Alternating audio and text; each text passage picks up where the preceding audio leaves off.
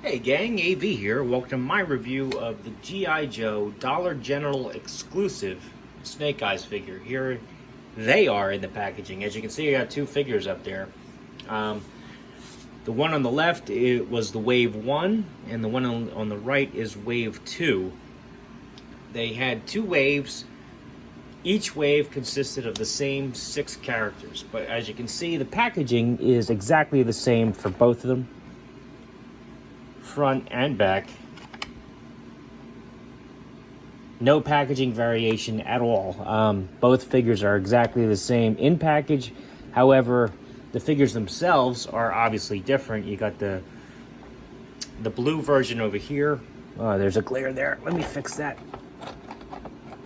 There you go. Come on now.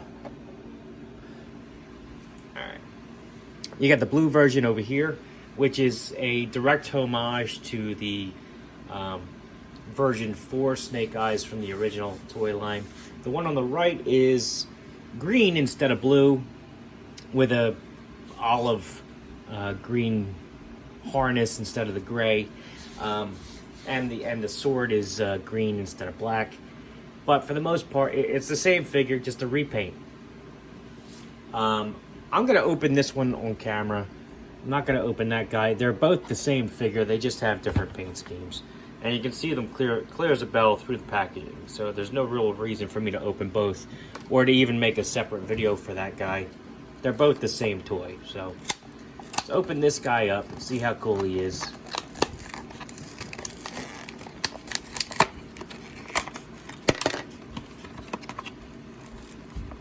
One interesting thing about this toy line is it came out at the same time as the not Resolute. I'm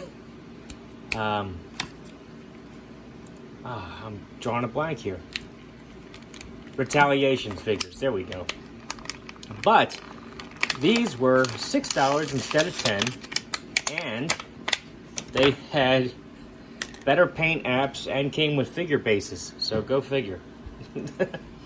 Speaking of which, here is his figure stand.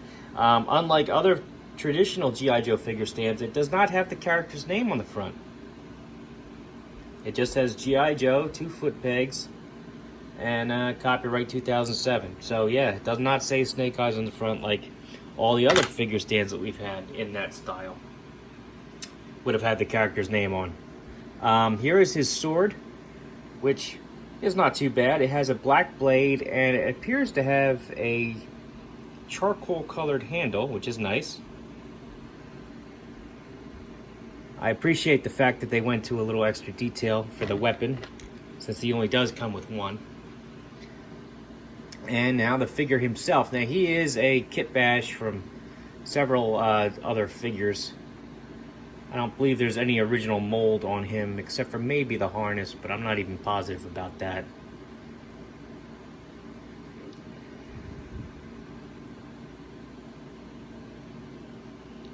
Still, it's a cool looking figure.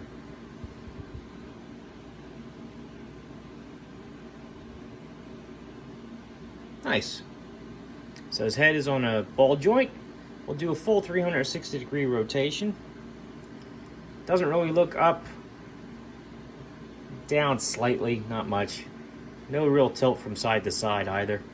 Arms, we'll do a full 360, however they go off on a weird angle there, as you can see, so they don't go straight up.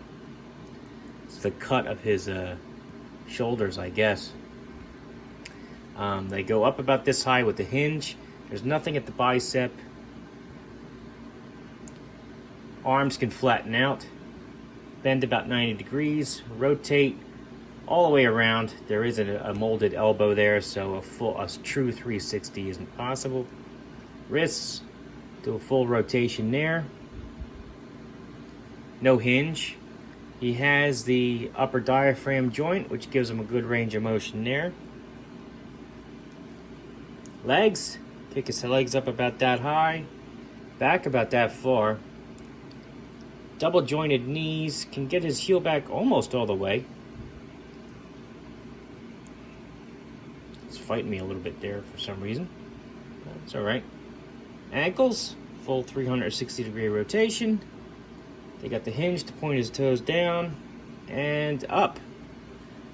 Like I said, decent articulation on this guy, despite the fact that he came out at the same time as the Retaliation figures, which did not have good articulation in the first two waves. This vest is removable if you are interested. The peg actually came undone while I was posing the guy, but it actually clipped right back on, so no worries there. His arms won't go down flat, though. It's just the cut of his shoulders, I think. Holds his sword pretty decent there. All right. Let's get him standing up, and then we'll do some size comparison now. All right, here he is next to his vintage namesake, Snake Eyes, from the original G.I. Joe line. As you can see, he's right around the same height. Let's get him standing this way. A little bit taller. You son of a bitch.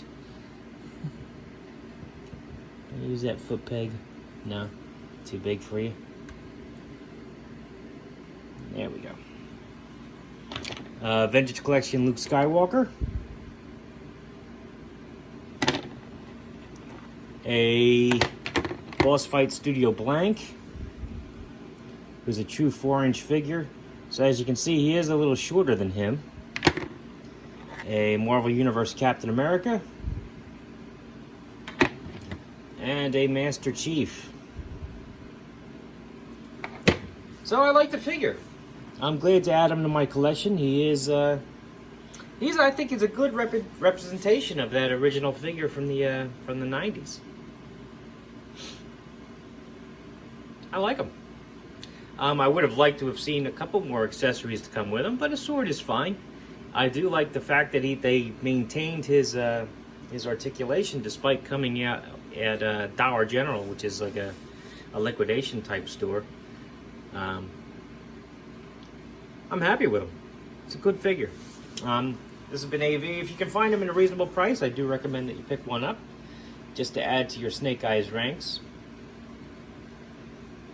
And I'll see you next week.